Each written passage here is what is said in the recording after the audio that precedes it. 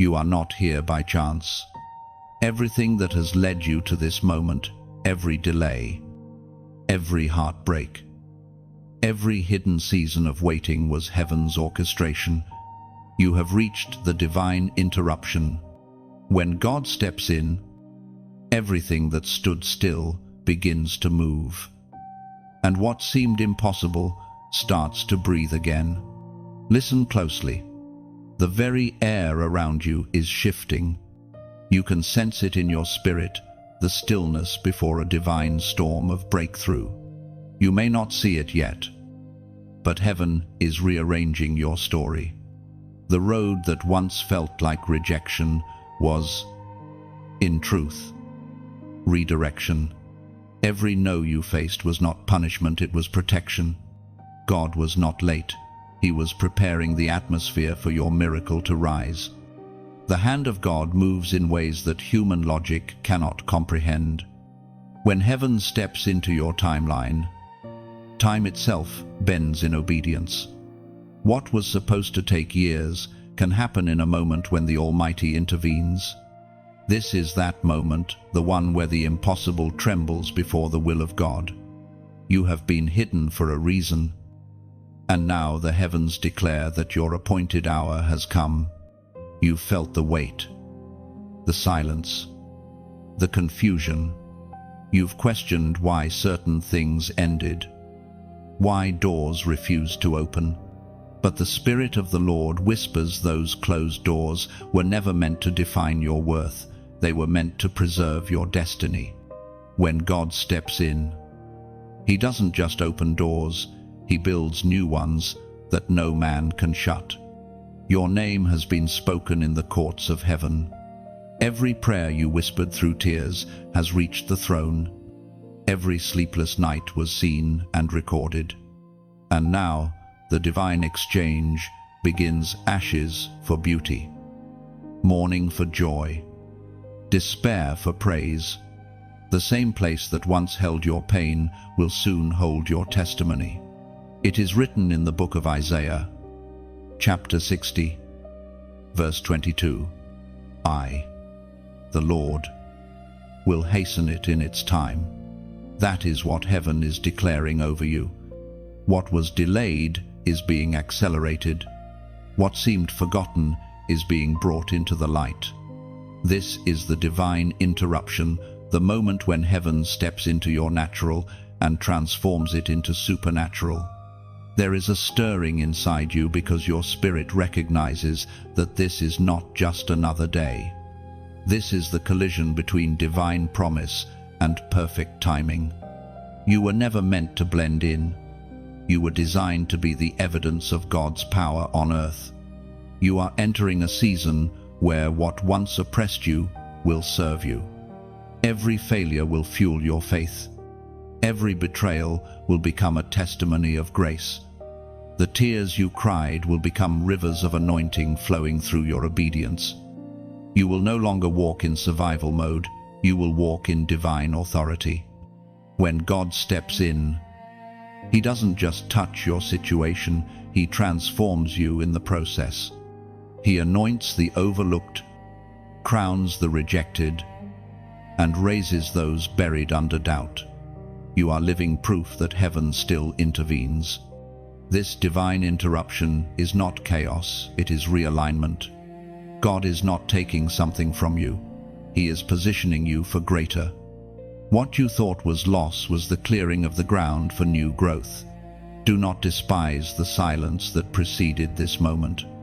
It was heaven working behind the curtain, setting the stage for your unveiling. You were hidden because the oil needed time to mature. You were isolated because the glory required purity before exposure. Now everything begins to align. God is stepping into your finances, your relationships, your mind, and rewriting what was broken. The very atmosphere around your name is changing. You are crossing from waiting to walking, from hoping to possessing, from praying to praising. If this message speaks to your spirit, like, share, and subscribe so more chosen ones awaken to their calling.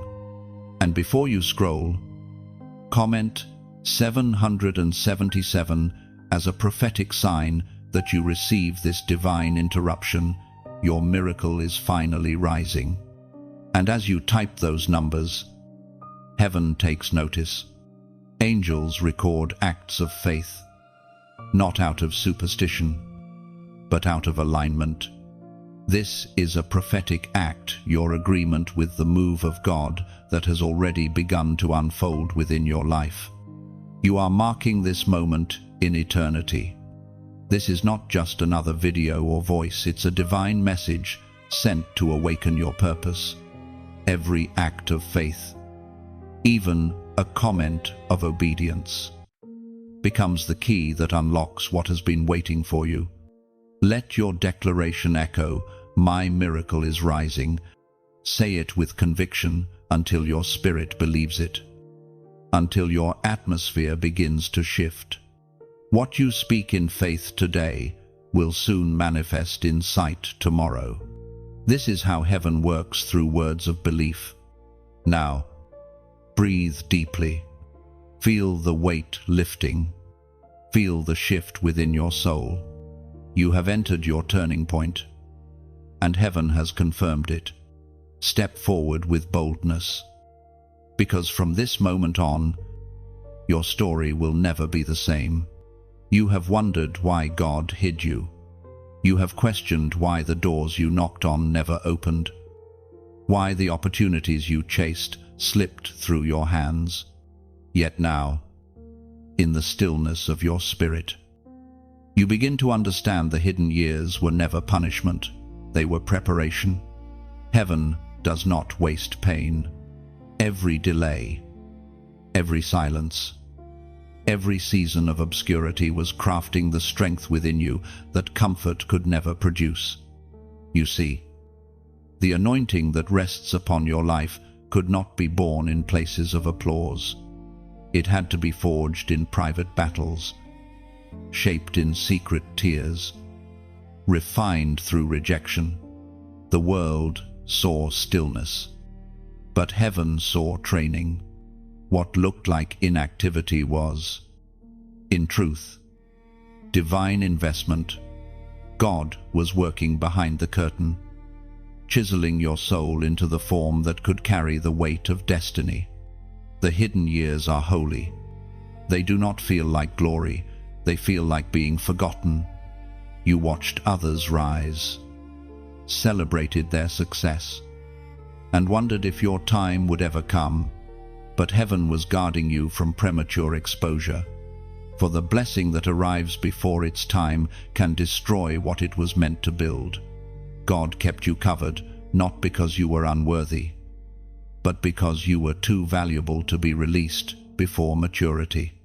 Heaven knows when the fruit is ready, and the same hands that planted your purpose will be the ones to lift you into visibility. The stage is never meant to validate the vessel. The secret place already confirmed your calling. The wilderness did not disqualify you, it certified you. Every quiet night of surrender was heaven's classroom. Every unanswered question became an invitation to trust the unseen hand of God. You may not realize it yet, but your hidden seasons were some of the most productive moments of your life.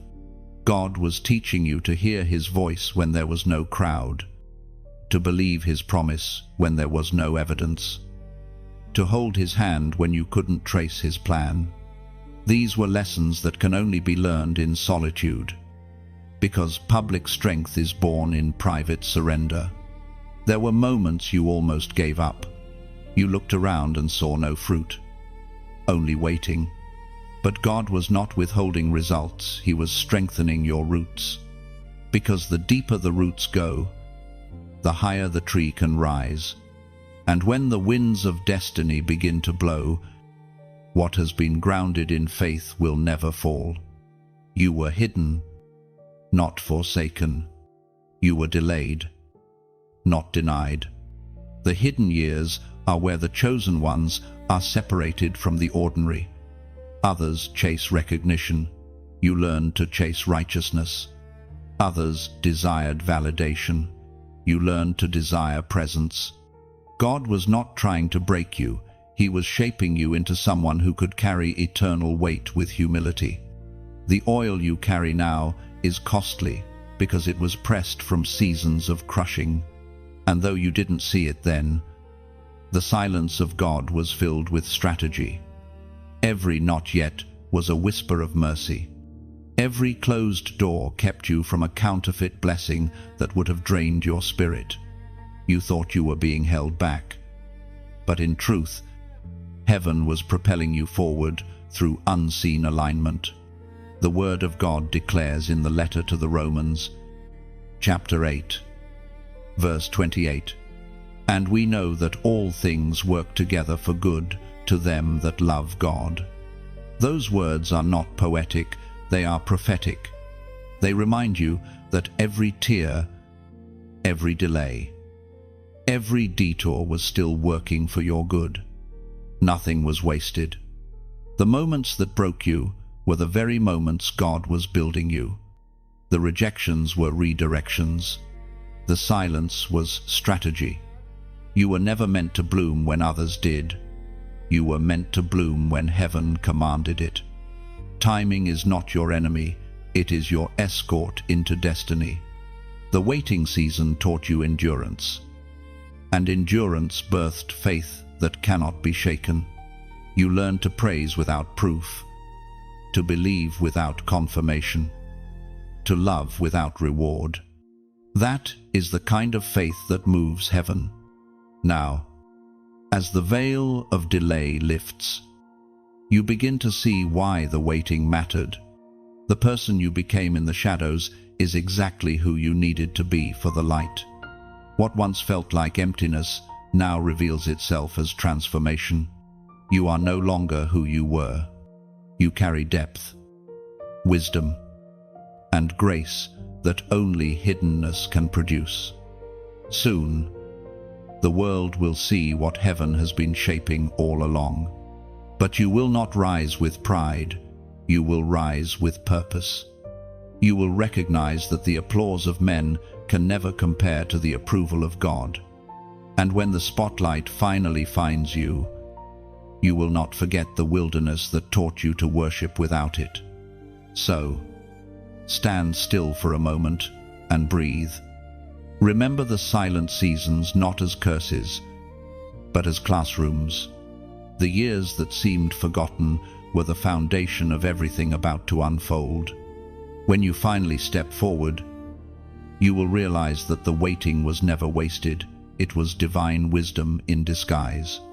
There are battles no one saw, moments when your smile hid a storm, when you walked among others carrying the weight of invisible wars. You've been misunderstood, pushed aside, and left to fight with no audience. But even when people looked away, heaven leaned closer. The silence of man never equaled the absence of God. He was there in the tears that burned your pillow, in the quiet prayers that never made it past your lips. You thought you were alone, but every breath of pain was witnessed by the one who never slumbers. In the nights when your heart broke quietly, God kept watch. He counted every tear, recorded every sigh, and shielded you from unseen darkness. Those battles weren't wasted. They were sacred confrontations designed to reveal the strength hidden within you. The wounds you carry are not proof of defeat, they are the signature of survival. You walked through the fire and did not burn. You endured the flood and did not drown. You bled, but you did not break. The Spirit of God saw you when no one else did. He saw the courage it took to keep going when everything inside you screamed to stop. You were forged in secrecy, shaped in struggle, and prepared in pain. Each battle trained your spirit to discern the voice of heaven amid chaos. You now carry an awareness that only warriors possess, a knowing that victory does not come from ease, but endurance. We are reminded through the writings of David in the Psalms, chapter 56, verse 8, "You keep track of all my sorrows, you have collected all my tears in your bottle." That verse is the heartbeat of your journey. Every unseen cry, every whispered why, is stored in heaven's archive. Nothing you endured has been ignored. You are proof that even in silence, God speaks. Even in pain, He is near. There were times you thought the darkness would consume you, but light was forming within you, an unbreakable radiance born from suffering. God was teaching you how to fight, not with fists, but with faith. You learned to war through worship, to battle with belief, to overcome by standing still and trusting.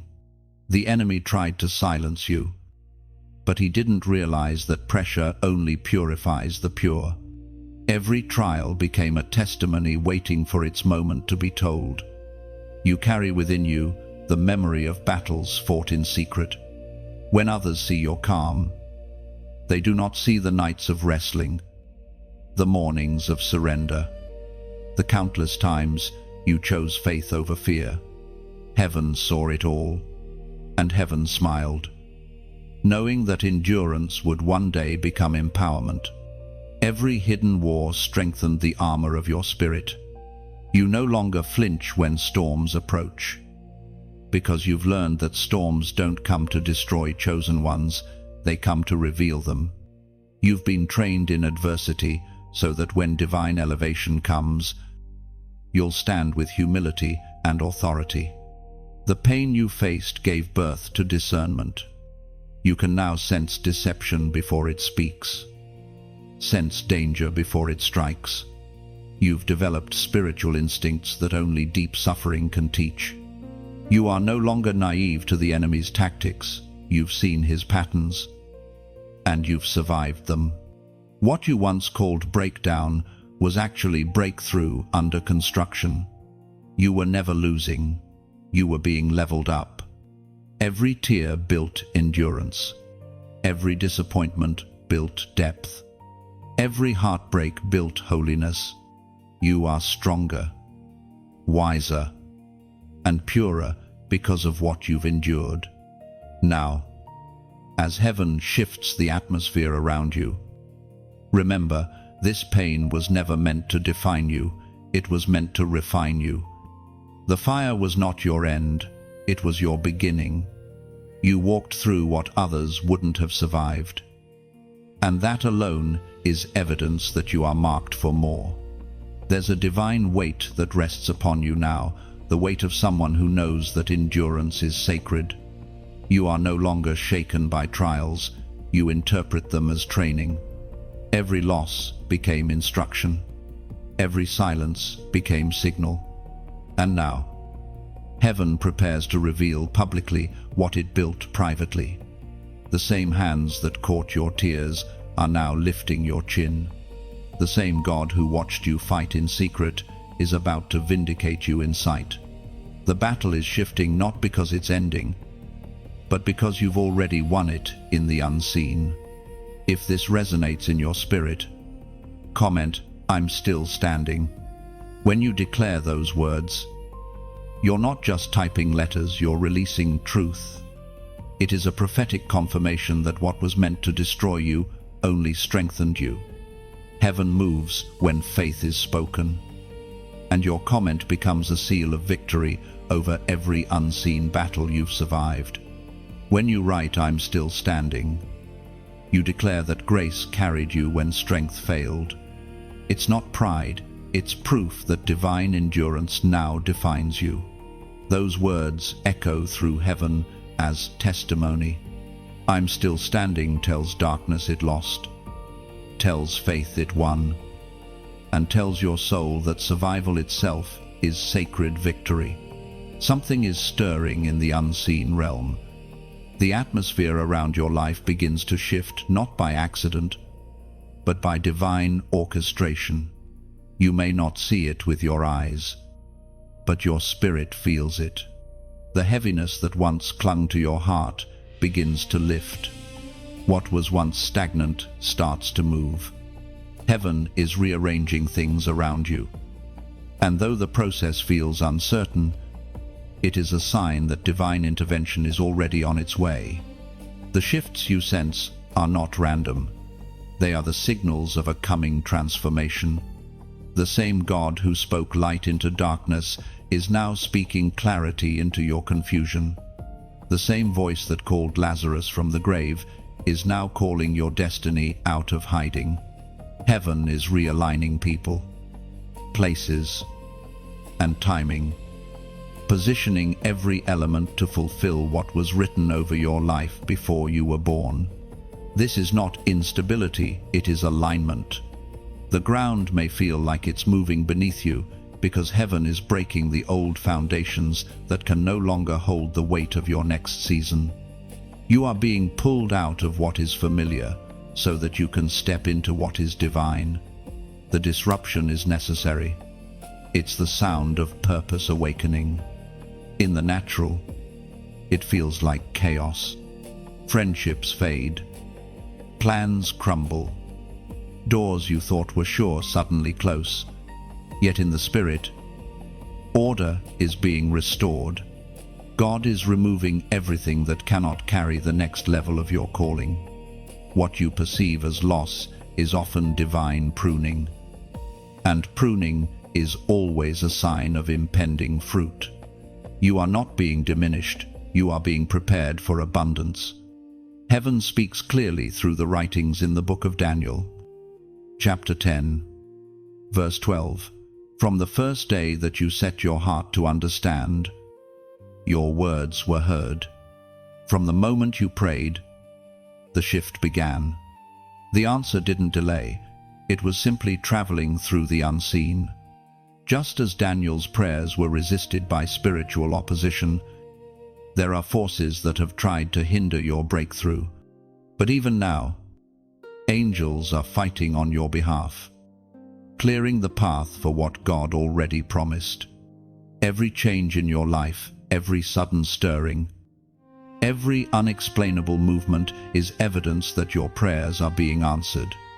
The delay was never denial, it was divine warfare in progress. God has never been silent, He's been strategic.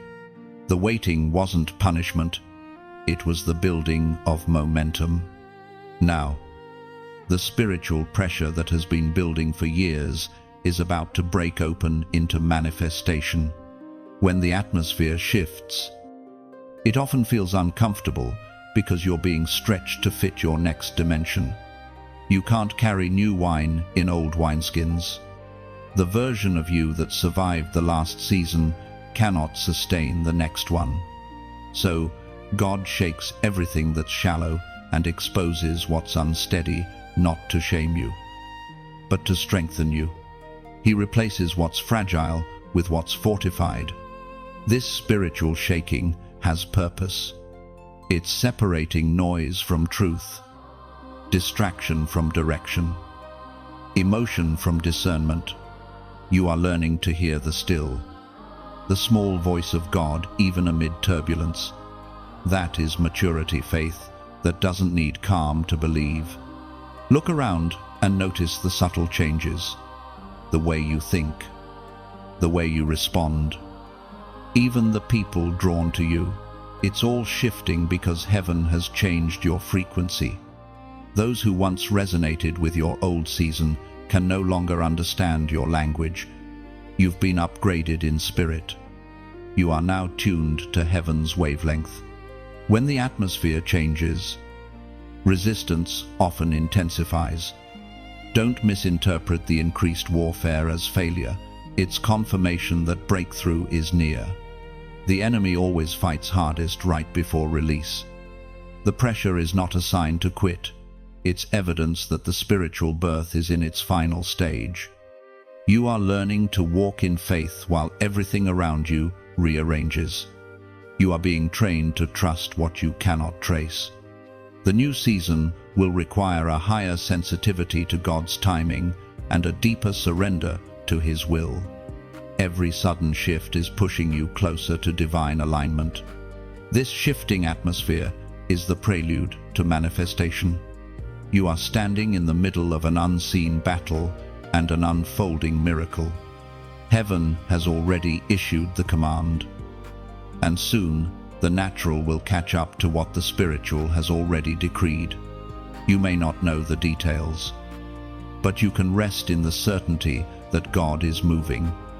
Everything that seemed to collapse was actually making space for what's coming. The shaking is not punishment, it's preparation. The confusion is not chaos, it's construction. Heaven is rebuilding your story on unshakable ground. Stay steady in the shift. Breathe through the transformation.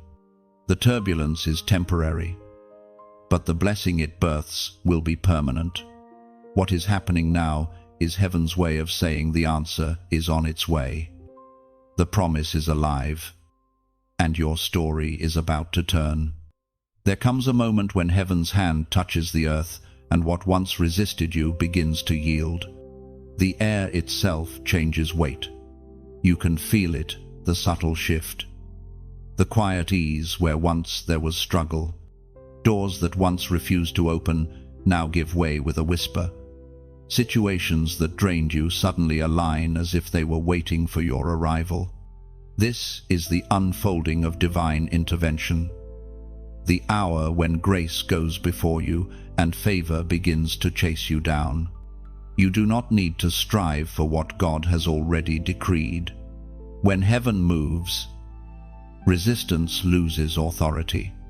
You are not chasing miracles anymore, they are being magnetized to your obedience. Every not yet is becoming now. Every unanswered prayer begins to pulse with life again. The places that once echoed with silence start to hum with expectancy. It is the sound of heaven's plan catching up with your faith.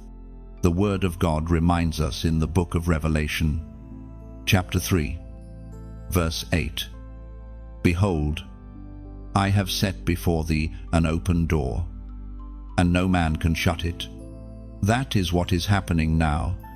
God is setting before you doors that no effort of man, no plot of darkness can close. What once required your strength will now require only your surrender. Miracles have begun to locate you by name. You are entering a season of divine ease, not because life is without challenge, but because heaven now moves with you instead of merely around you. There is beauty in divine timing. It redeems every tear, every lost hour, every disappointment. When God intervenes, He doesn't simply restore what was lost, He multiplies it. You prayed for survival, but He is sending overflow. You asked for a way through, but He is parting seas. You waited for a sign, but He is sending confirmation in waves. The intervention of God often arrives quietly, like dawn breaking through after a night of sorrow. It doesn't announce itself with thunder, yet it transforms everything. One moment of His favor can do more than years of human effort. And that is the miracle. You are now walking into the ease of divine acceleration. You may feel uncertain, still trying to process how things shifted so suddenly. But that's the nature of grace. It interrupts without warning. It redefines without permission. It beautifies what once was broken.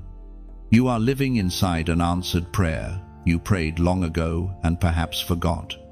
But heaven never forgot. It waited until your spirit could carry the weight of what it promised. Sometimes miracles don't look like flashes of light. They look like peace settling over your mind after years of confusion. They look like strength returning where exhaustion lived. They look like laughter where sorrow once built its home. God's intervention often arrives not as spectacle, but as serenity. And now, you stand in this stillness, aware that heaven is not just touching your story, it's rewriting it. You are being moved into divine rhythm, where everything you need meets you in perfect time. The struggle has turned into flow. You are walking among answered prayers, and the world around you hasn't caught up yet. When divine intervention unfolds, gratitude becomes the only language that fits. Not the kind of gratitude that demands attention, but the quiet kind, the one that breathes in awe, that whispers thank you when no one else can hear. You begin to see the fingerprints of God on everything, the timing, the alignment, the unexpected yes that feels too good to be coincidence.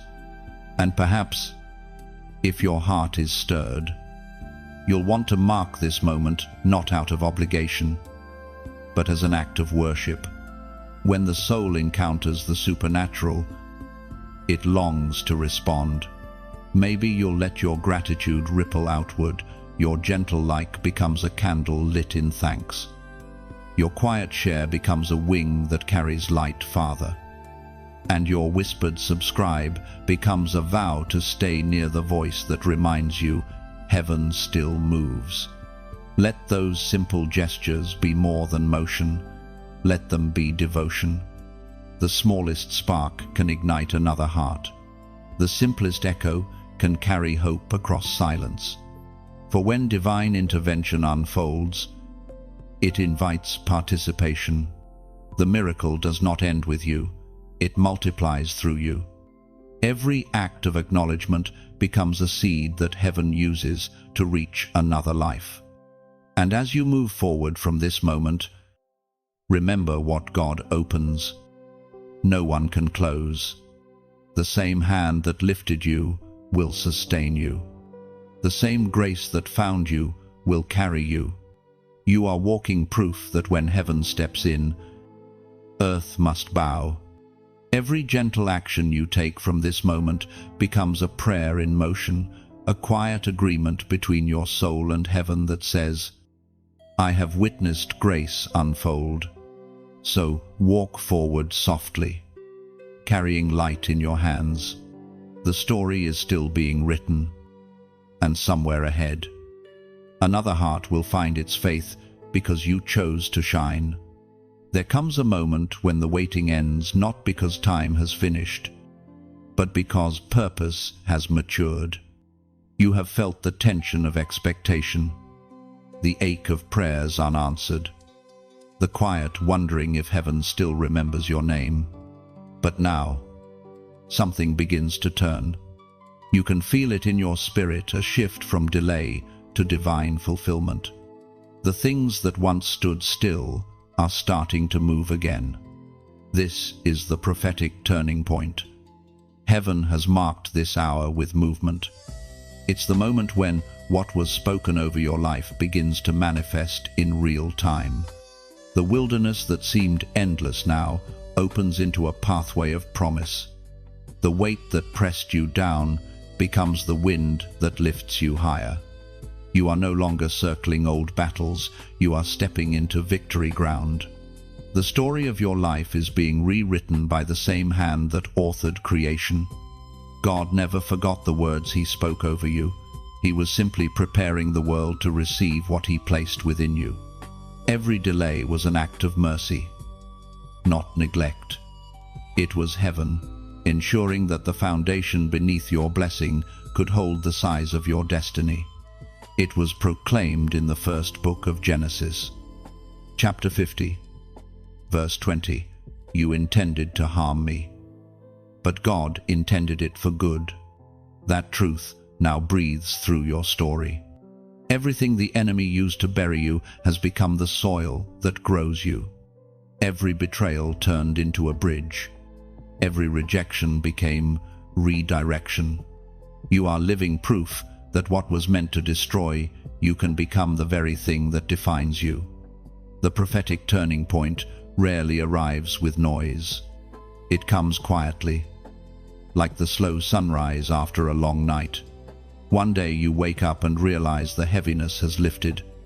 You find yourself smiling for no reason, breathing easier, sensing peace. where fear once lived. That's not coincidence, it's divine reversal. The tide has turned in your favor.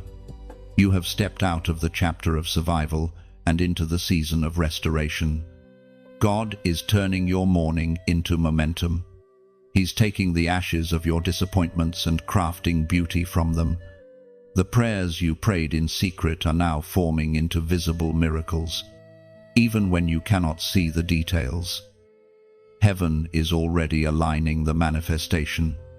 You are walking through the threshold between prophecy and proof. The words that once felt distant are taking shape around you. The divine promises that once felt too heavy to hope for are now being fulfilled piece by piece.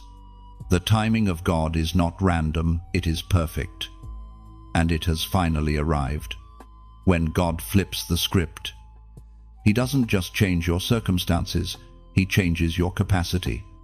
You are beginning to think differently, see differently, believe differently. You no longer chase signs, you recognize them. You no longer beg for favor, you carry it. You no longer look for open doors, you realize you are the door through which heaven enters the earth. This is the moment when you begin to see divine fingerprints in everything. What once felt confusing now makes sense. The disappointments that wounded you now appear as divine detours that protected you. You are stepping into a rhythm where obedience becomes your key, and peace becomes your pace. In this turning point, your faith is the compass. The path may still be unfamiliar, but you can feel heaven's direction. You have learned that trusting God doesn't mean understanding everything, it means walking even when you don't see the map. The path of the chosen is often hidden until the moment you take the step. Now, the turning point unfolds not just around you, but within you. Your heart has shifted.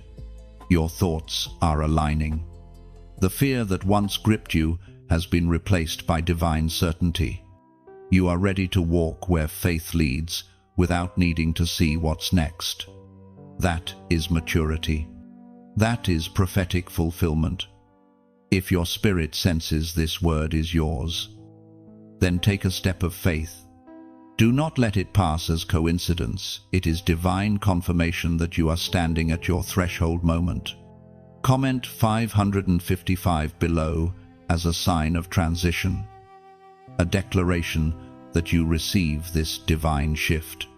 Let those 3 digits be your banner of belief, the number of grace multiplied, the number that marks change and renewal.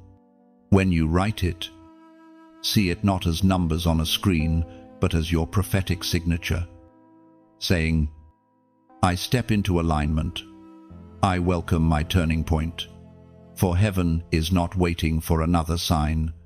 It's waiting for your response. The door is open. The light is breaking. And the turning point is already in motion. Step into it, because what's ahead of you no longer resembles what's behind. When you write 555, you're not typing a number, you're declaring movement. It's your way of saying, I choose transformation. Heaven hears faith in action, and your spirit aligns with the rhythm of divine change now unfolding around you. You are beginning to realize that you were never walking this path alone. All along the journey, heaven has been assembling others like you, souls marked by divine fire, those who refuse to bow to despair. Across nations, across languages and timelines, a remnant is awakening. You are one among them, a carrier of light in an age that desperately needs illumination. You may not know their names, but your spirits recognize one another. There is a resonance, a pull, an invisible thread that connects chosen hearts. Each one of you carries a spark, different in tone, yet united in purpose. This connection is not by accident, it is divine design. Heaven is raising up carriers of light who walk not by sight, but by revelation. Once, you thought your calling was solitary. You believed your pain set you apart, your path too narrow for company. But in truth, isolation was the cocoon that birthed community. You were being prepared for divine partnership, not built on convenience, but on covenant. Now, God is bringing together those who carry the same spiritual DNA, the same holy hunger, the same relentless pursuit of truth. You are part of a divine mosaic, each life a fragment of light that, when joined together, forms a radiant picture of redemption. Some carry healing in their hands, others carry fire in their words, and others still carry wisdom forged in wilderness seasons. Each light matters, for one flame can pierce darkness, but a multitude can transform it entirely. As Jesus himself declared in the Gospel of Matthew, chapter 5, verse 14, "You are the light of the world. A city set on a hill cannot be hidden." That verse is no metaphor, it is a mandate. The light you carry is not ornamental, it is operational. It exposes lies. It guides wanderers. It ignites dormant faith. The world does not need perfection, it needs presence. And you bring that presence wherever you go. The carriers of light are not loud by nature, they are luminous by essence. They do not seek attention, they radiate conviction. They stand where others shrink, speak when others are silent, love when others withhold. Their strength is quiet, yet unmistakable, the strength that comes from walking with heaven's rhythm. The world around you grows darker, not because light has lost its power, but because many have hidden their flame. Yet you have refused to extinguish yours. You have chosen to burn, even when burning costs comfort, and that courage is contagious. Others will see your steadfastness and remember their own calling. Light does not compete with light, it amplifies it. When one shines, the others glow brighter. The presence of other chosen ones is not a threat to your calling, it is confirmation of it. Together, your radiance becomes revival. The more you connect, the more powerful the illumination becomes. This is the age of awakening, the hour when carriers of light rise from obscurity and take their positions. Some will influence nations, others will mend hearts one by one, but all are vital to the symphony of divine purpose. You are not called to do everything, only to shine faithfully in your assigned space. You might still question your readiness, wondering if your flame is strong enough to make a difference. Yet light does not measure itself by size, it simply shines. Darkness has never overpowered even the smallest spark. Every act of kindness, every word spoken in truth, every moment of obedience becomes a beam that pierces through confusion and fear. You are part of something far greater than you realize. Heaven is weaving your story into a tapestry of redemption. Each encounter you have, each life you touch, each prayer you whisper adds another thread of gold to that divine design. You are not just surviving, you are spreading illumination in places long forgotten by hope. And this movement of light cannot be stopped. It is born of heaven's breath and sustained by divine fire. The world may try to dim it, but what is ignited by God cannot be extinguished by man. You are walking evidence of that truth. So keep shining, not because it's easy, but because it's necessary. Let your life become a lighthouse for those still lost at sea. Let your words become warmth to those frozen in fear. Let your presence remind others that the darkness does not win. And when you look around and see others shining beside you, know that this is heaven's design. The chosen ones are rising, not to compete, but to complete one another.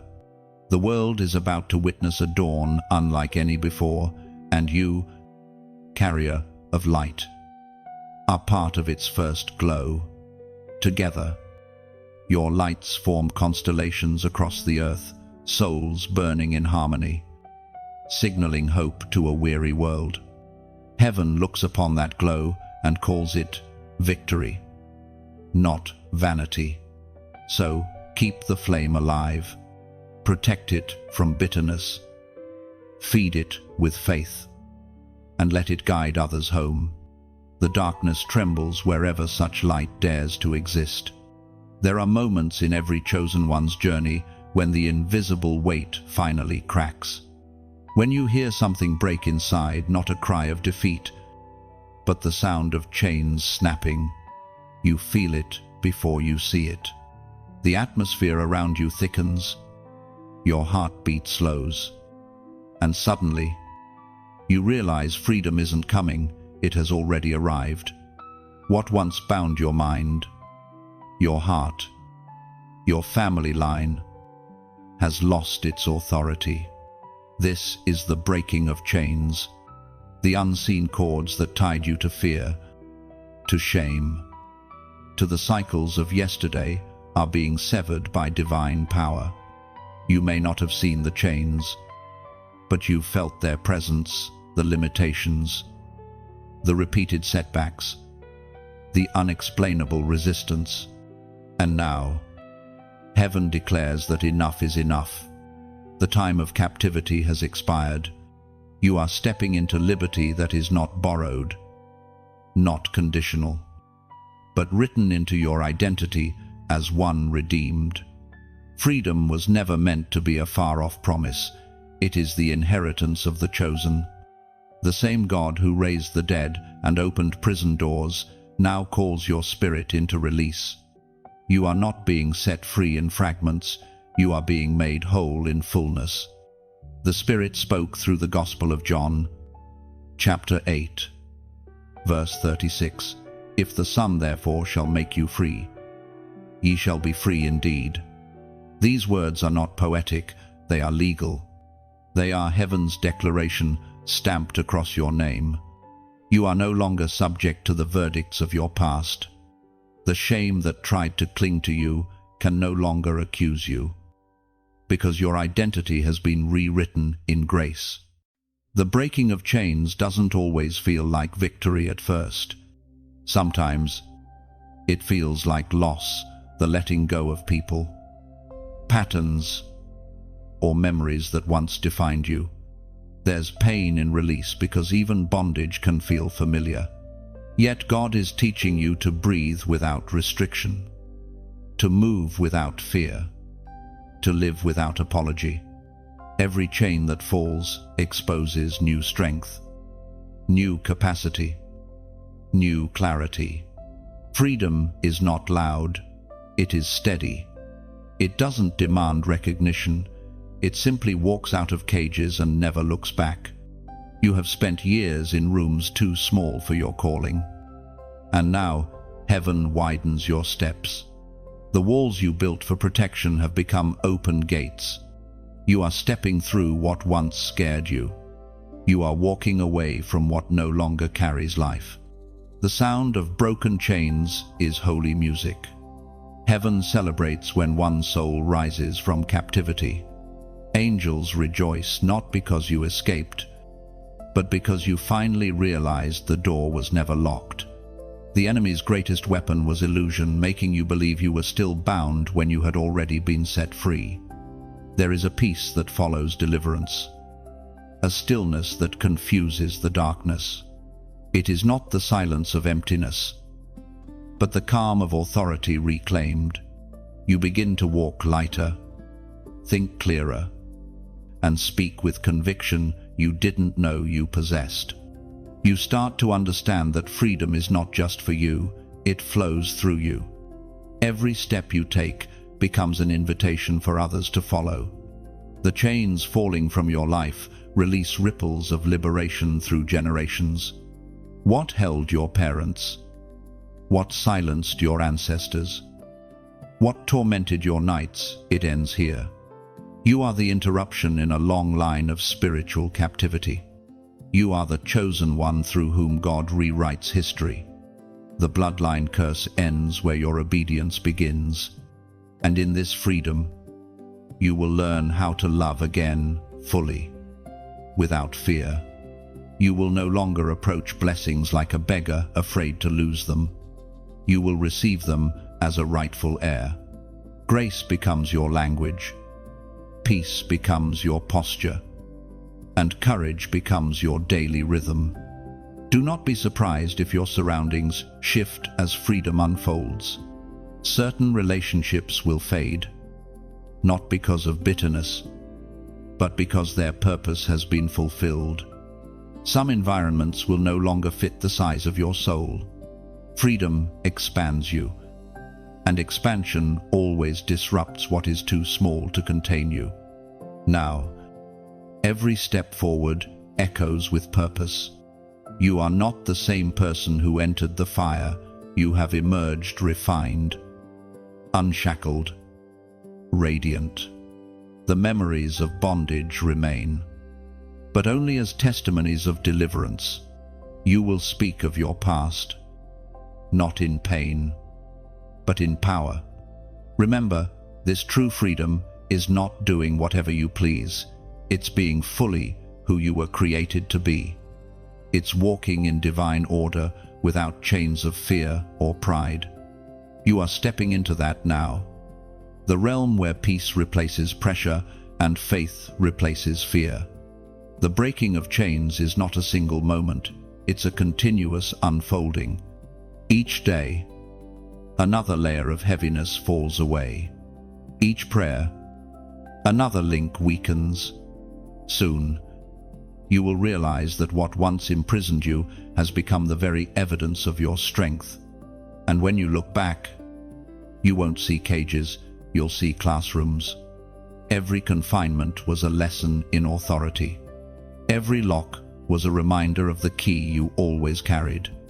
The breaking of chains was never just about escape, it was about becoming who you were always meant to be: free, fearless, and unstoppable. There is a moment when words no longer remain whispers, but become weapons. You have reached that moment now. Faith has been tested in silence, refined through fire, and strengthened through pain. And from that fire emerges a voice, your voice, anointed to speak what heaven speaks and command the impossible to move. This is the roar of faith. It's not the sound of arrogance, but of alignment when your words echo the voice of God. You have been trained for this through tears and perseverance. Every time you chose belief over fear, your roar was forming.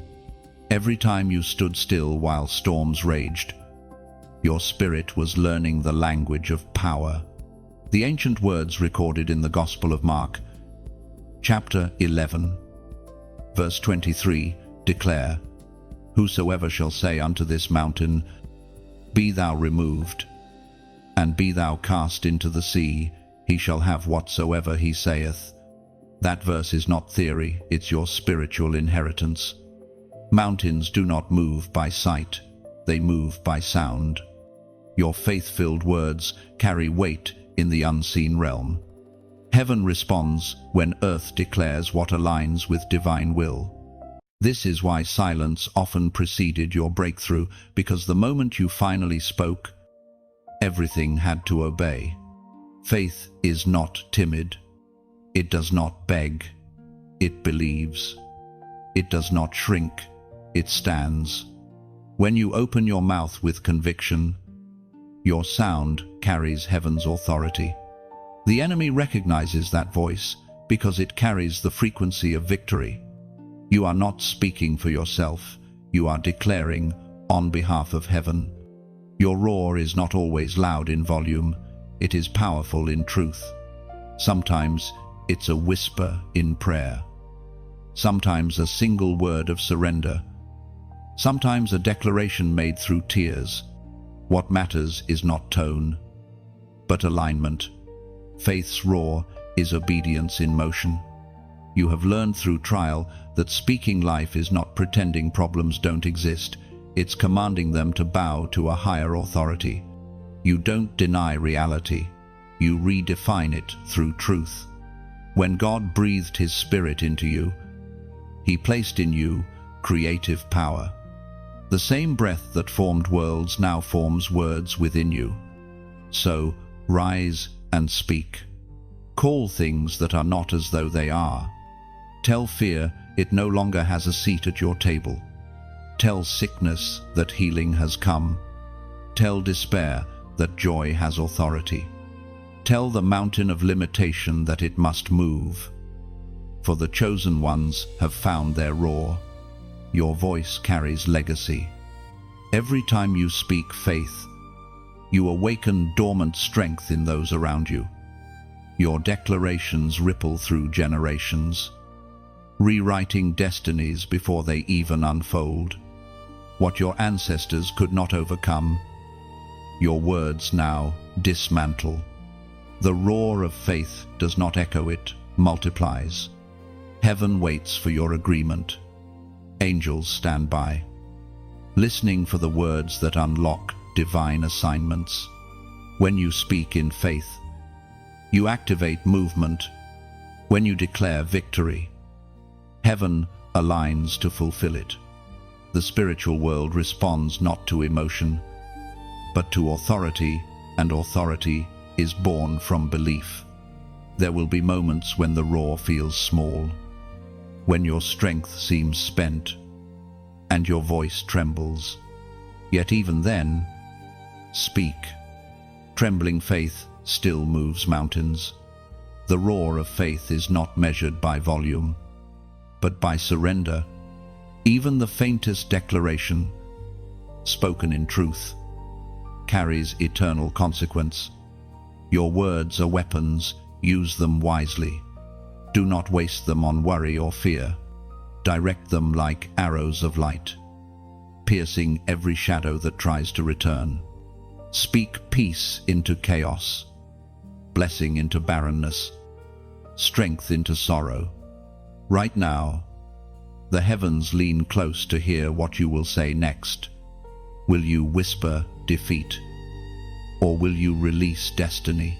The power has already been given to you. The roar waits at the edge of your tongue. Let your heart rise with courage, and let your spirit agree with heaven. Speak, even if your voice shakes. Declare, even if your hands tremble. Because when you release your sound, the atmosphere shifts, and everything standing against you begins to move. If this word stirs your soul, comment, "Faith speaks." These two words are not a reaction, they are a declaration. They mean, my voice agrees with heaven, my mountain is moving, my spirit is awake.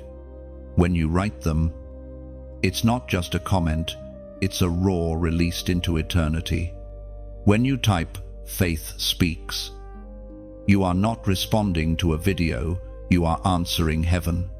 Those words become a key, unlocking movement in realms you cannot yet see. They signal that your heart no longer whispers fear, but releases authority. Every letter you write in faith carries vibration. It tells the atmosphere around you that silence has ended. Faith speaks is not noise, it is creation. It is the echo of divine power returning through you, shaping circumstances that once seemed immovable.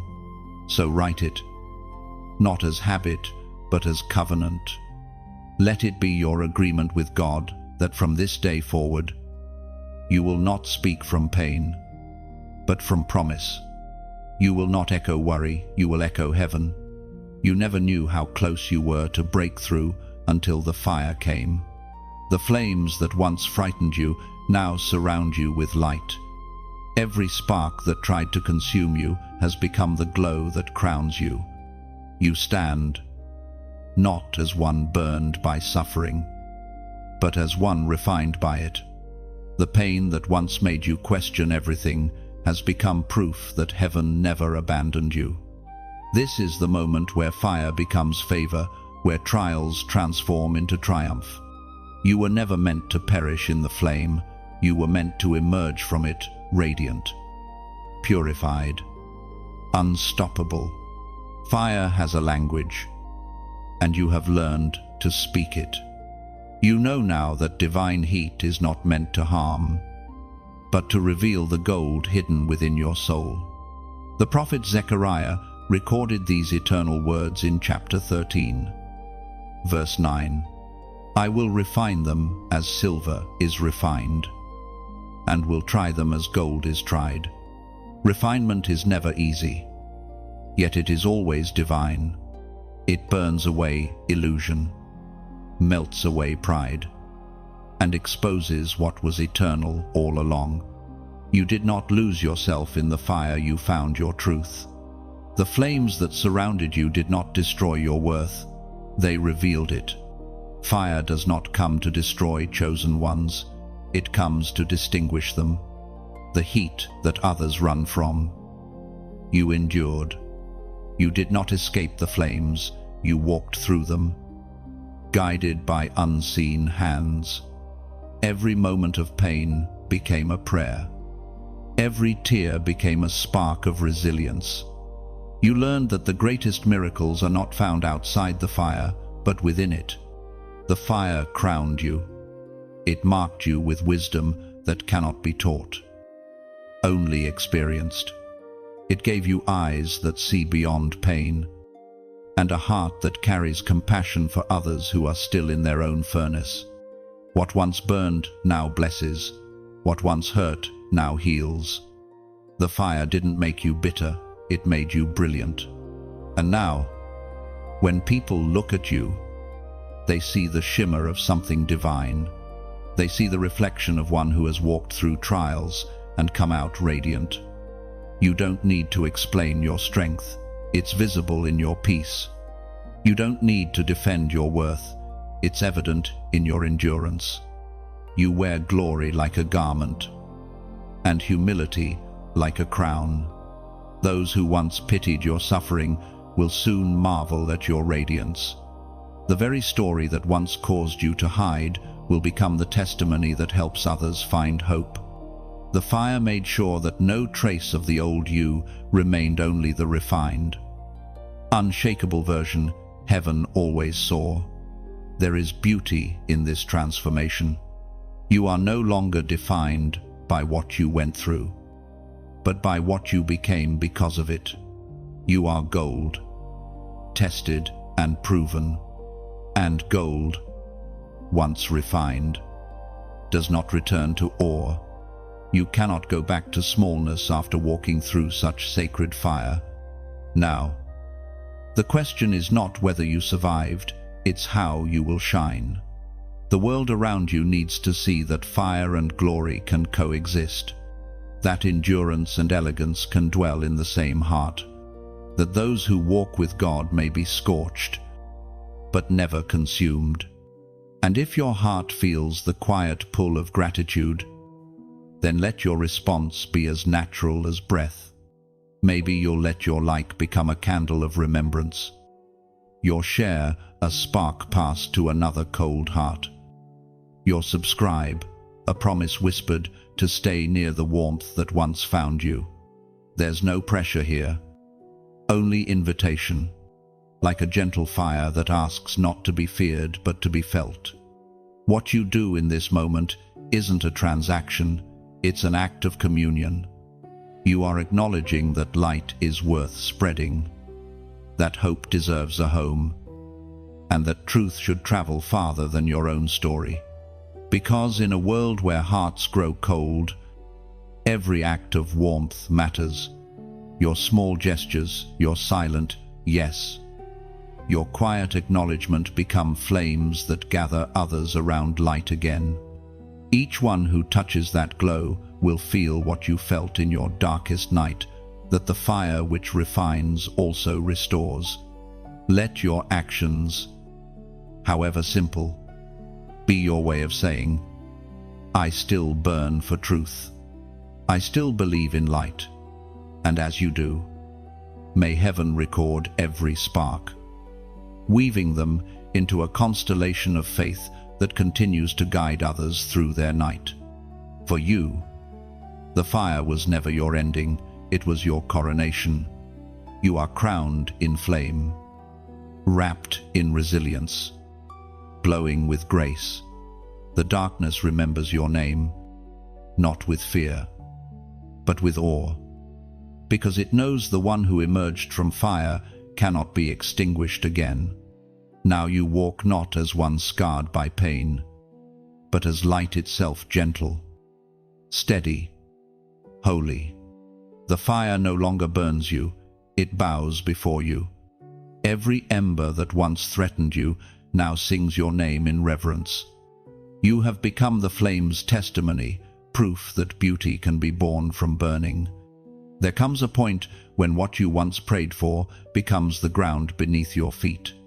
You begin to live inside answered prayers that no longer feel distant but tangible, woven into the rhythm of your days.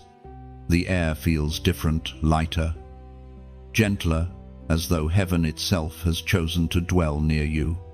You no longer chase miracles, you walk among them. Every sunrise now carries meaning. What once was routine now radiates with divine detail.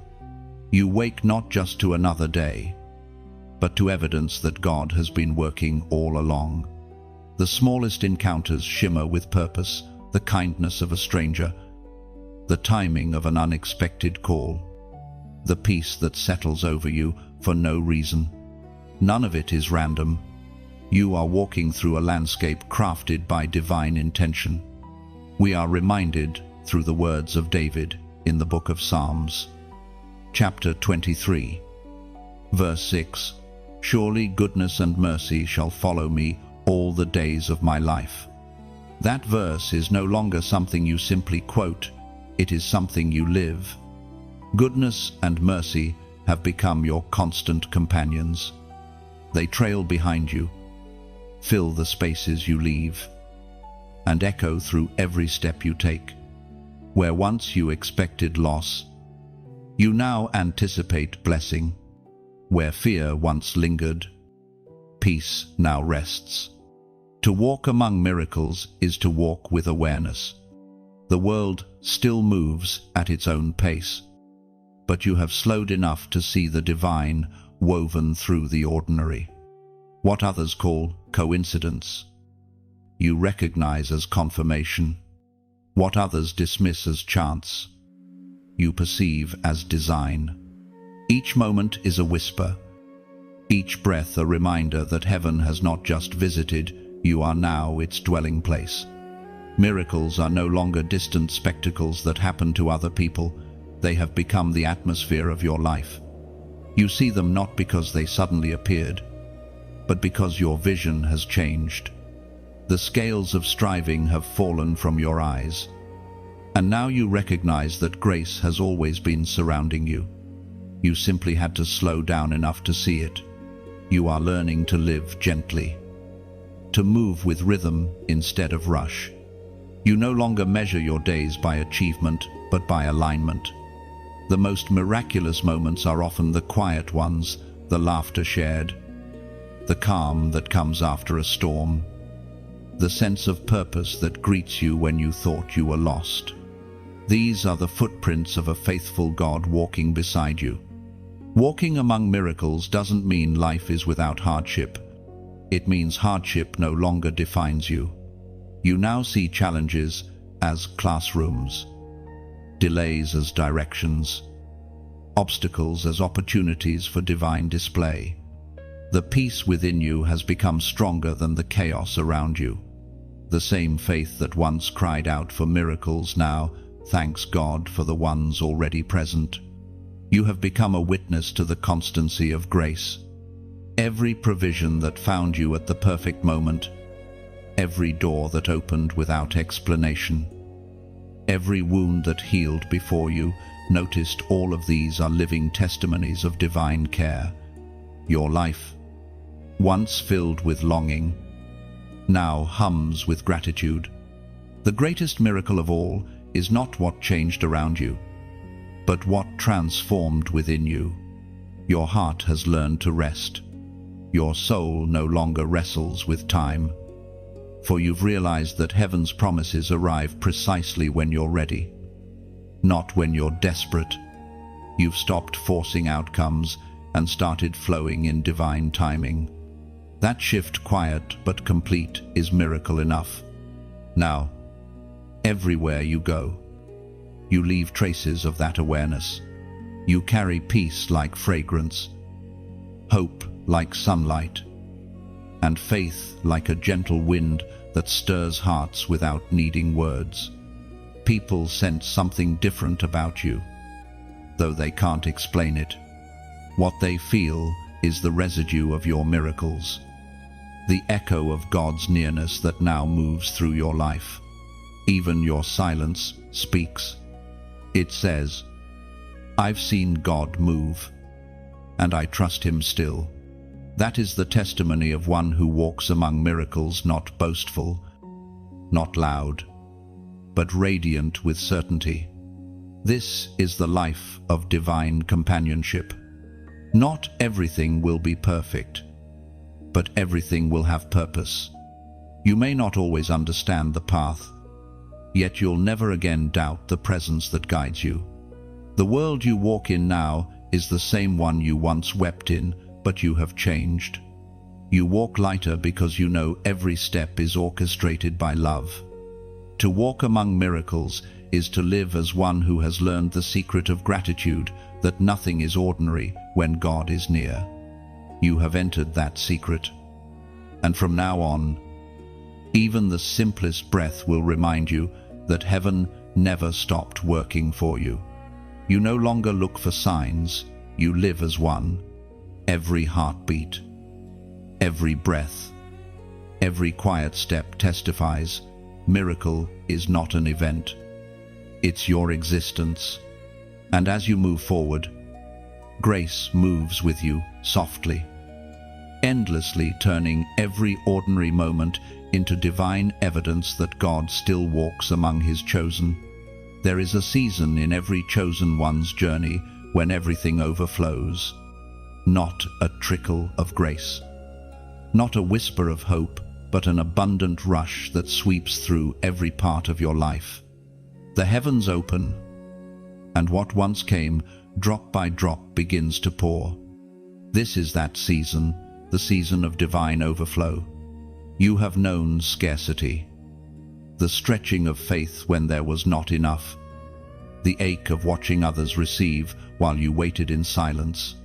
You have learned to trust God, even with empty hands. But now, heaven shifts the flow. You are no longer surviving on remnants. You are standing beneath the waterfall of restoration. Blessings no longer arrive as surprises, they arrive as fulfillment. The prayers you once whispered now return multiplied. You begin to see the pattern. Everything you sowed in tears is being returned in double measure. Every delay becomes a deposit of abundance, released now in divine timing. Heaven has declared your overflow, and this overflow is not limited to wealth or status. It moves through peace, wisdom, love, and purpose. You will find yourself surrounded by grace that spills into every corner of your existence. The same way rivers swell after long rains, your life now expands beyond the boundaries of your expectations. The Word of God declares in the book of Malachi, chapter 3, verse 10, "I will pour you out a blessing, that there shall not be room enough to receive it." Those words have leapt from Scripture into your reality. You are stepping into promises too vast for containment. The overflow is divine evidence that obedience was never in vain. You waited, you trusted, You stayed when leaving would have been easier, and now heaven honors your endurance. Overflow is not only what you receive, but what you release. God blesses you not just to fill you, but to flow through you. Your abundance becomes an answer to someone else's prayer. You are not a reservoir, you are a river, carrying divine provision wherever you go. The miracles that visit your house will not stop there. They will travel through your kindness, your generosity, your compassion. The blessing that once felt delayed now moves quickly, almost impossibly so. Doors you never knocked on swing open. Opportunities appear from unseen hands. Divine connections form without your effort. The rhythm of heaven has found you, and it is steady, unstoppable, and overflowing. You begin to understand that this abundance is not just about possession, it's about presence. It's the awareness that God Himself dwells within your story.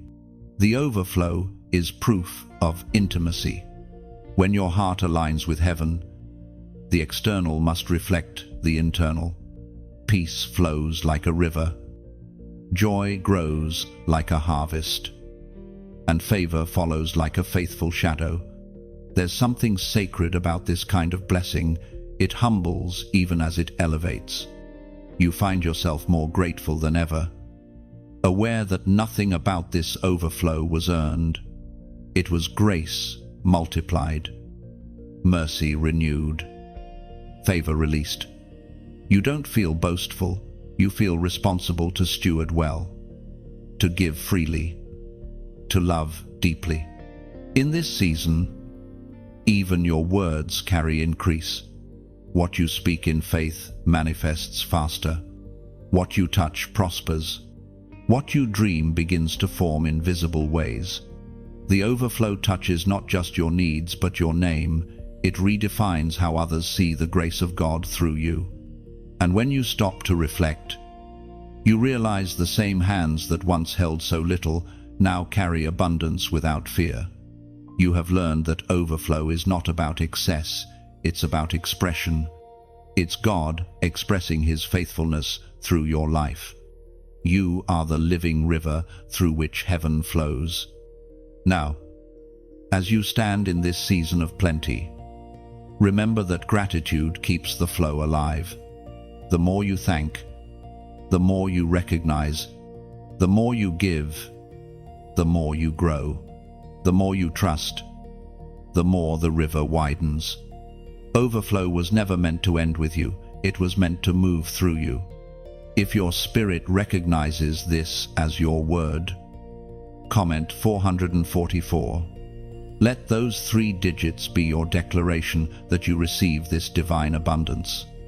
444 is not just a number, it's a symbol of completion and perfect alignment with heaven's order. When you write it, you are saying, I am ready for overflow, and I will let it pour through me. When you type 444, you are doing more than leaving a number, you are agreeing with the rhythm of heaven. It is your quiet yes to divine balance and overflowing grace. Those digits become a bridge between promise and possession. They represent open gates, multiplied blessings, and the completion of cycles that once kept you confined. 444 is your way of saying, I am aligned with heaven's timing. I am ready for increase. So, write it with faith, not fear. Let it mark this sacred moment when you stop chasing and start receiving. The river has begun to flow, and your agreement keeps its current alive. There is a holy stillness that comes before vindication, the kind of silence that feels heavy but sacred. Like the air before rain, you have endured the whispers, the misunderstandings, the doubts of those who could not see what heaven was shaping within you. There were seasons when your faith was ridiculed, your dreams dismissed, your obedience questioned. You were spoken against not because you were wrong, but because you were early. But now, the hour of reversal has arrived. Heaven has set the table, and everything that once mocked your waiting will witness your rising. Not in vengeance, but in victory. Not as a spectacle, but as proof that God never abandons those who trust Him through humiliation. You are about to live Psalm 23 in motion. For it is written in verse 5, "Thou preparest a table before me in the presence of mine enemies." That is exactly what God is doing. He is preparing not just a moment, but a manifestation, something undeniable that displays His faithfulness. The same mouths that spoke against you will be silenced by the evidence of grace resting on your life. Heaven doesn't argue with lies, it answers them with results. Vindication is not revenge, it is restoration. It's heaven correcting perception by revealing truth. God doesn't expose your enemies to embarrass them, He reveals your elevation to remind them who sustained you. You will not need to lift your voice in defense, your blessing will do the talking. Every promise fulfilled will speak louder than the accusations ever did. This season of vindication is gentle, not violent. You won't rise with bitterness, you'll rise with peace. You won't flaunt your favor, you'll walk humbly in it. Those who once labeled you finished will see that God was only beginning. The same eyes that overlooked you will one day look to you, not in envy, but in awe. There is divine symmetry to how God restores. He does not repay in fragments, He repays in fullness. Every injustice becomes the soil for multiplied grace. Every betrayal becomes a platform for visibility. He does not need your help to prove your worth. He has already signed His name upon your destiny. When vindication comes, it does not need an announcement. It carries its own fragrance, the scent of favor, the peace of closure, the glow of completion. You'll walk into places that once rejected you, not with pride, but with quiet gratitude. You will realize that vindication was never about proving others wrong, it was about proving that God was always right. The ones who misunderstood you will begin to understand themselves through your journey. Your rise will remind them that delay is not denial and that mockery cannot cancel what is divine. Through your grace, they will glimpse mercy. Through your story, they will see redemption. Even those who hurt you may one day thank you, for your endurance became their example. This is the beauty of divine justice. It heals what human judgment broke. Heaven never rushes revenge, it perfects restoration. You will find that the sweetest victory is not triumph over others, but peace within yourself. You will no longer feel the need to defend your calling because your life has become its own testimony. Vindication feels different when it's holy. It doesn't harden your heart, it softens it. It reminds you that you were never fighting people, you were contending for purpose.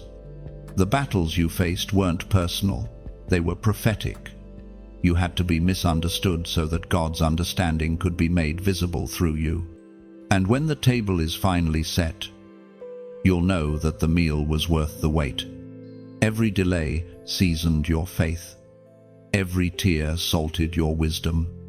Now, what was once bitter becomes nourishment for your next assignment. Those who doubted you will witness grace feed you in the very place they thought you'd fail. They will see peace on your face and recognize that only God could have written such an ending. You won't need applause, you'll have assurance. The vindicated don't gloat, they glow. You'll walk with a calm that confuses darkness, a dignity that silences gossip, and a gratitude that changes the atmosphere around you. You will no longer define yourself by what you lost, but by what you gained in waiting.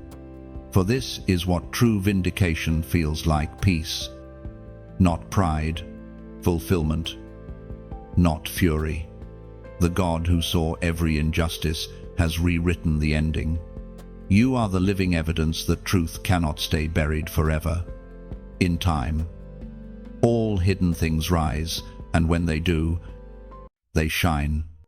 Vindication will not shout, it will simply stand, radiant and undeniable. Every scar becomes silver in the light of grace. Every silence transformed into music that only heaven could compose.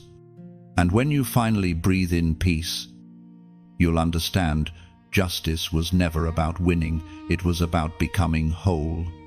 Your quiet dignity will always speak louder than any defense. There comes a moment when all the lessons, losses, and victories converge into clarity. You begin to understand why the wilderness had to happen, why silence lasted so long, and why doors closed when you begged for them to open. It was never punishment, it was preparation for purpose. And now, that purpose rests on you like a mantle of light. You feel it, an invisible weight that isn't heavy, but holy. It's the awareness that you carry something larger than yourself.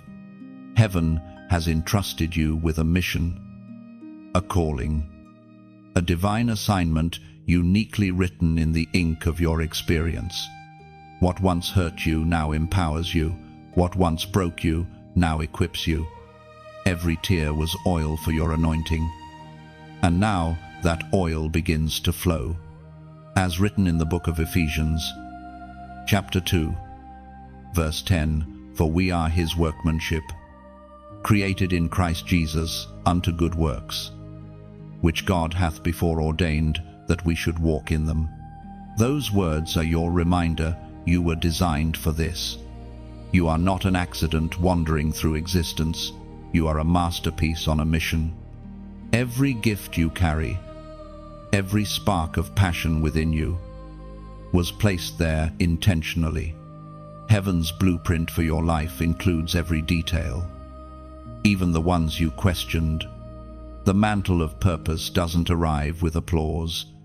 It arrives quietly, like dawn breaking across the soul. You may not feel ready, but that's the sign you are. God never calls the prepared, he prepares the called. The same grace that chose you will sustain you. The same power that anointed you will guide you. You are not stepping into something new, you are stepping into what has always been waiting for you. This calling isn't about platform or popularity, it's about presence.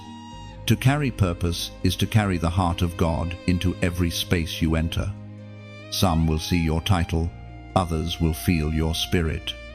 It is your authenticity that will speak louder than any introduction. You were not chosen to be impressive, you were chosen to be impactful. When you embrace your mantle, you'll find that peace and pressure coexist.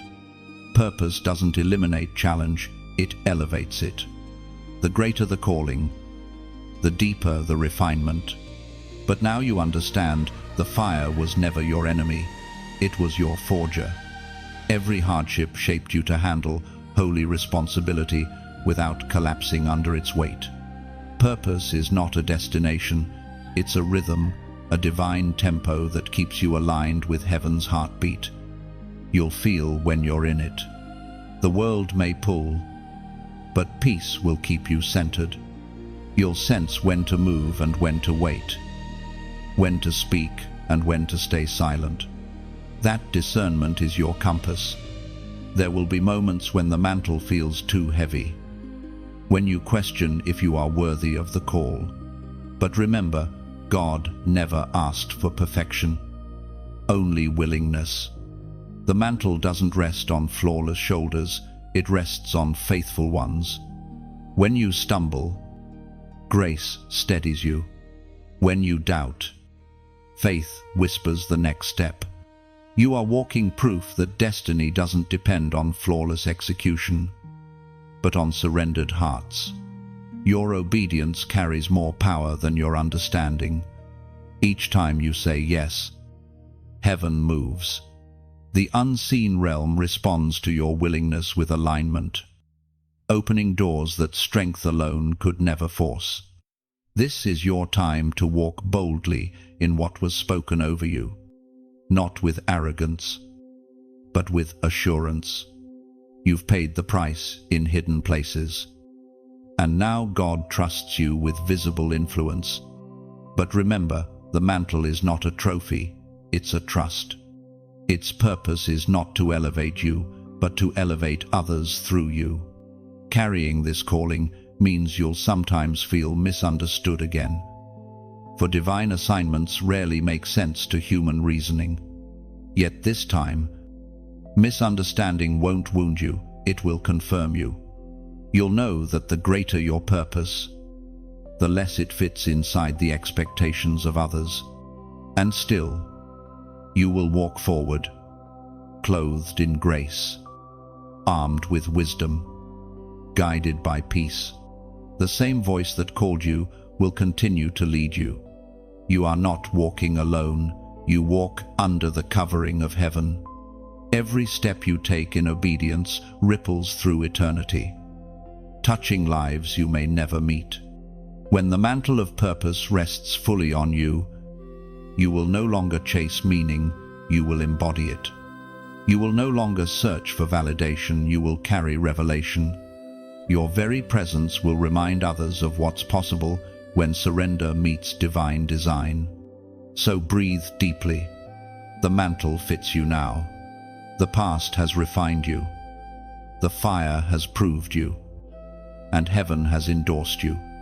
Step forward, not as someone seeking identity, but as one who already carries it. You are heaven's workmanship, chosen for good works, and the time to walk in them has arrived. And as you move ahead, the weight of purpose feels lighter because it's no longer a burden, but a bond. You walk not to be seen, but to serve, shining quietly.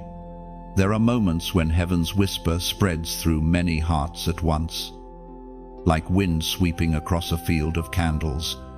One by one, the flames begin to tremble, and suddenly the darkness that once dominated the landscape begins to fade.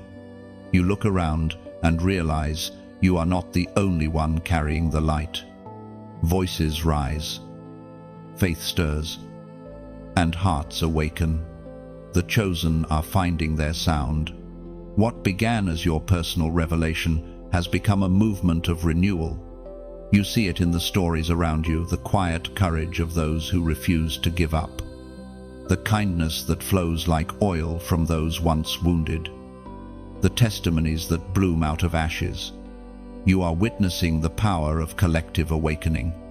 When one chosen one rises, others remember they were never forgotten. The Apostle John wrote in the book of Revelation, chapter 12, verse 11, "They overcame him by the blood of the Lamb and by the word of their testimony." That verse lives in this moment. The sound of testimony is rising again, not from pulpits, but from hearts. Every story told, every word spoken in truth, becomes a spark that lights another flame. The chosen ones are no longer silent, they are declaring victory, not from comfort, but from courage. Each voice adds strength to the next, and together they form a symphony of survival that shakes the gates of darkness. You can feel it. Can't you? That subtle hum in the atmosphere, the gathering of strength. The stories that once felt like scattered threads are weaving into a tapestry, no longer isolated. The chosen ones are connected through pain that became purpose. Their voices echo across borders, through timelines, through everything that once divided them. Heaven's rhythm pulses within them, calling them to speak, to stand, to shine. You are one of those voices, Your endurance has become inspiration. Your restoration has become evidence. Your very presence is proof that God still chooses ordinary people for extraordinary impact. You no longer walk alone. Your light joins 1,000 others, and together you create the dawn. There is power when voices align, not in volume, but in unity. Heaven doesn't measure sound by loudness, it measures it by truth. When one heart testifies, another remembers. When one hand lifts, another finds strength to rise. Revival has never been about spectacle, it has always been about hearts ignited by the same flame. And perhaps, right now, your soul feels the pull to respond, not as a routine, but as resonance. When something sacred touches the human heart, gratitude becomes natural. Maybe your gentle like is the touch of your candle to another's wick. Your quiet share a ripple that carries hope to unseen shores, and your soft comment a stone dropped into still waters, sending circles of light outward. Let it be sincere, effortless, a gesture that says, I was moved, and I want this light to move further. No pressure, no demand, only invitation. When gratitude takes form, even through something as simple as connection, heaven smiles. Because light never travels alone, it's always seeking another surface to rest upon. And if your heart lingers here, if this message breathes something familiar in your spirit, you might choose to stay close to listen again when the next whisper arrives. That is what subscribing becomes, not a click, but a covenant, a promise to stay near the flow of words that remind you of your divine identity. You see, movements of light don't grow through command, they grow through compassion.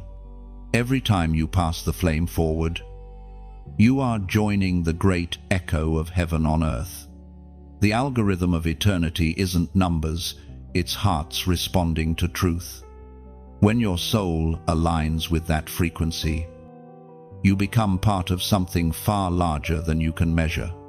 So let your response, whatever form it takes, be an act of reverence. Let it rise not from obligation, but from overflow. When heaven stirs your heart, even the smallest gesture becomes worship. The voices of the chosen are rising, and yours is one of them. Let it be soft or strong, trembling or sure, it doesn't matter. What matters is that you speak. For each time you do, heaven listens, darkness retreats, and light expands. This is how revival spreads, not through noise, but through sincerity. Not through demand, but through devotion. Every simple act, born of authenticity, becomes eternal in its echo. So if your spirit feels warmth right now, if something in you whispers, yes, I feel that light, then carry it forward in your way. Let your expression, whether word, click, or quiet prayer, be your agreement with heaven's unfolding story. Because together, the chosen voices do not just tell the story, they become it. And somewhere, in the quiet corners of the earth, another soul will awaken because of the light you allowed to pass through you. There are moments in life when something shifts so deeply that even the air feels different. You begin to sense that every blessing, every breakthrough, every quiet miracle carries an unmistakable mark, a signature too perfect to be coincidence. You look closer, and you see it, heaven's handwriting across every detail of your story. What once felt random now reveals pattern. Every door that opened, every encounter that healed you, every silence that shaped you, they all bear the same divine fingerprint. You are no longer guessing whether God was there. You are recognizing where He's been all along. The tapestry of your life, once tangled with confusion, now glows with coherence. Heaven's signature is not written in ink, but in evidence, in the way peace arrives before the answer, in the way provision meets you exactly when strength fades, in the way beauty emerges from what once was broken. It's subtle, but undeniable. You've learned to spot it, the divine consistency of grace. According to what is revealed in the book of Philippians, chapter 1, verse 6, He which hath begun a good work in you will perform it until the day of Jesus Christ. That promise is heaven's autograph etched upon your soul. It reminds you that God finishes what He starts. Every good work that began in pain will end in purpose. Every seed of faith sown in tears will bloom in testimony. You were never abandoned in the process. You were being perfected. The signature of heaven shows itself in timing. You've come to realize that nothing came early and nothing arrived late. Even the seasons that felt silent were signed by divine patience. The hand of God does not rush. It writes with eternity's rhythm. You can now read the pauses as paragraphs, the waiting as punctuation in your unfolding story. You see His mark in the way relationships realigned, how the right people appeared at the right moment, how every loss cleared space for something sacred. Heaven never makes mistakes, it makes masterpieces. And now, standing here, you are reading your life like a letter from God, full of revisions, yet perfectly complete. There's humility in this recognition. You no longer take credit for your resilience, for you see the divine ink that wrote courage into your spirit. You no longer fear the unknown, because you trust the author of your story. You no longer question if your prayers matter, because you've seen how every whisper was recorded, answered, and transformed into divine orchestration. Sometimes, the proof of God's signature is not in what happens, but in what doesn't, in the disasters that never reached you, in the temptations that lost their grip, in the tragedies that quietly passed you by. These invisible mercies are just as miraculous as the visible ones. They remind you that grace works both in what you receive and what you're protected from. Heaven's signature is also found in the peace that doesn't make sense. It's the calm that settles after storms that should have broken you.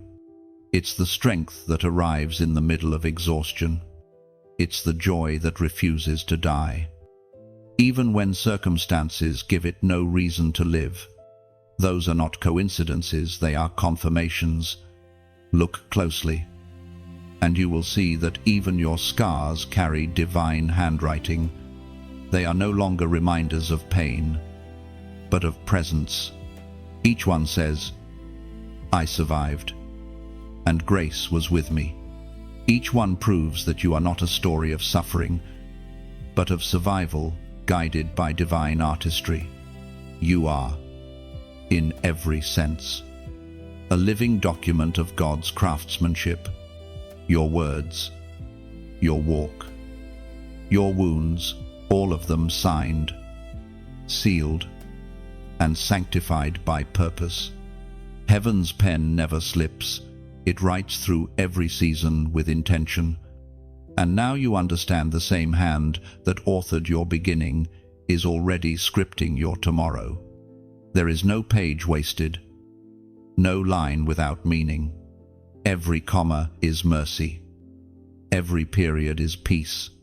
What you thought was an ending was merely a pause between paragraphs. So you breathe easier now. You trust more. Strive less. You no longer beg for proof because your very existence has become evidence. The signature of heaven follows you in the glow of gratitude, in the rhythm of redemption, in the unexplainable grace that keeps you steady when life shifts again. You may not always see where the next line will go, but you can rest in who is writing it. The author has not laid down his pen. The story continues, and it is good. Every sunrise is another page. Every prayer, another sentence. Even in silence, his pen moves, crafting beauty out of uncertainty, shaping your story with strokes of eternal tenderness and precision. So walk forward gently, knowing the ink of heaven never fades. Your life will remain a testament long after words cease, a living signature of grace, written by divine hands that never miss their mark. There comes a time when everything aligns: heaven, earth, heart, and purpose. You feel it before you see it, a stillness that doesn't silence, but speaks. It's as if the entire universe exhales, and for the first time, your soul breathes in rhythm with eternity. The long nights of waiting, the endless chapters of testing, the aching prayers, all of them converge into this single truth: your miracle is rising. The season of striving gives way to the season of fulfillment. What once felt delayed now unfolds with divine precision. The timing you doubted now reveals itself as perfect. The struggle that once felt cruel now gleams with hidden mercy. Everything has been building toward this moment, the moment heaven unveils the purpose of your pain and crowns you with glory, as was spoken in the sacred texts of old. The book of Habakkuk, chapter 2, verse 3 declares, "Though it tarry, wait for it, because it will surely come. It will not tarry." That promise has found its fulfillment in your story. The waiting was never wasted. It was the womb of your miracle. Every disappointment was the contraction of destiny. Every delay was divine choreography, ensuring that when your moment arrived, nothing could steal it. And now, it is here. The miracle is not coming, it is rising. You may not see the full picture yet, but you feel the stirring. Doors open softly, hearts turn kindly, and blessings begin to find you without striving. You stand beneath heaven's open sky, and it feels as if light itself recognizes your name. You've moved from believing in miracles to becoming one. There is a still glory surrounding you now, a peace that hums with quiet confidence.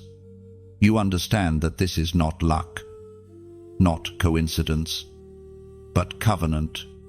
Every victory carries heaven's scent. Every blessing bears the fingerprint of divine faithfulness. You realize that God didn't just bring you through, He brought you into something, a life that radiates purpose, peace, and presence. Your miracle is not a single event. It is a new existence.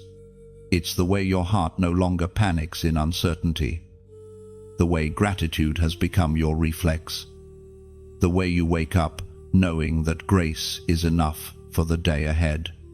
You have become the embodiment of answered prayer, a living sanctuary of divine promise fulfilled. You once asked for proof that heaven heard you. Now, your very life is the answer. You once begged for a sign. Now, you are the sign. The glory that rises in you testifies that God wastes nothing, not pain, not silence, not waiting. All of it was preparation for the unveiling of who you were always meant to be. This moment isn't about triumph over others, it's about transcendence over self. The fear that once held you has no claim. The shame that shadowed you has lost its voice. You are walking in the light of divine assurance, where identity and destiny finally embrace. You are home within yourself, and heaven smiles upon that peace. what lies ahead will not require the same fight, but it will require the same faith. For this new level of blessing carries new responsibility to shine without arrogance, to rise without forgetting, to prosper without pride. You are now a keeper of light, entrusted to reflect the goodness that raised you. Heaven's rhythm now beats within you. You move differently, not hurried, but holy. You speak differently, not to impress, but to bless. You see differently, not through the eyes of survival, but of stewardship. Your miracle is not the end, it's the beginning of a new chapter where your life itself becomes revelation. And as you walk forward, everything begins to harmonize: the sky, the wind, the timing, the breath within your chest. The world feels familiar, yet entirely new. It's not that circumstances have changed, it's that you carry the light now. And wherever you step, darkness must retreat. The miracle has risen not around you, but within you. What once seemed unreachable is now your daily reality: peace without fear, joy without condition, purpose without pressure. You are the living proof that divine promises do not expire. So you stand there, not in noise or triumph, but in quiet awe. You look back and see the thread of grace through every valley, every tear, every unanswered question. And as the sun rises on this new horizon, heaven whispers through the wind, "This is what I was preparing you for all along." You are the testimony, the torchbearer, the evidence that when God steps in, miracles don't just happen, they rise. You stand between endings and beginnings, wrapped in light that once seemed unreachable. Everything within you hums with quiet certainty. This is what divine fulfillment feels like: calm, complete, consecrated. And as heaven watches, your miracle rises fully, reflecting glory like dawn on water, soft yet unstoppable. You were never waiting for it, it was always waiting for you to awaken. And now, chosen one, you have reached the end of this divine journey. Yet, it isn't an ending, it's an awakening. Every word, every whisper of heaven you've read was never meant to end here. It was meant to live inside you, to become the rhythm of your days, the quiet strength that steadies you when life trembles. You carry now the awareness that heaven has always been near, shaping you, refining you, calling you. The story does not close, it continues through you. The light that was spoken over your life still burns, still spreads, still calls to others through your voice, your kindness, your courage. Each act of compassion, each moment of peace you create, is another page in this living scripture of grace. You are no longer the listener, you are the messenger. And maybe, as your heart rests in this stillness, you'll feel the urge to let this light travel farther. Perhaps your gentle light becomes a candle passed to another soul, your quiet share a bridge across unseen distances, carrying hope where silence once lived. Your soft comment, a seed of connection that tells heaven, "I understand I was moved." And if your spirit feels drawn to stay near, to keep walking within this flow of words and revelation, then let that be your own kind of covenant.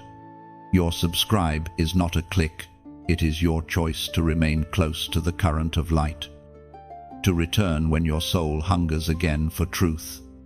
Let it be simple, sincere, and sacred. Every gesture born of gratitude becomes worship. Every acknowledgement becomes an offering. For light only fulfills its purpose when it's shared. So, go now. Radiant One, walk softly, shine boldly, and let your presence remind the world that when God steps in, miracles rise.